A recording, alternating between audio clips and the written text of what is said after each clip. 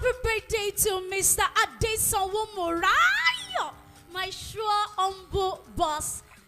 Thanks for being there. I want to say thank you for these special days of yours, and I wish you long life, long life, long life, long life, long life. Hey, are you ready Nítorí now? Morayo, ọlọ́jọ́ ìbí tí mo kọ́kọ́ rí, à ń sọ bọ̀bọ̀ àgùntàn ṣọ́lọ̀, mo ní àánú máa lọ ń sọ̀rọ̀.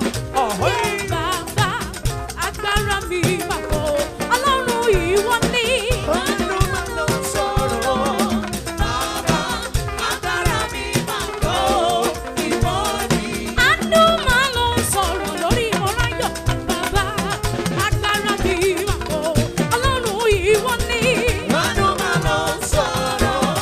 Bàbá, agbára mi máa kọ́, ìwọ ni.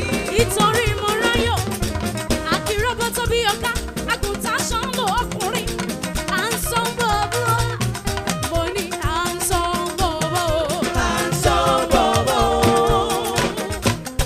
Morayo,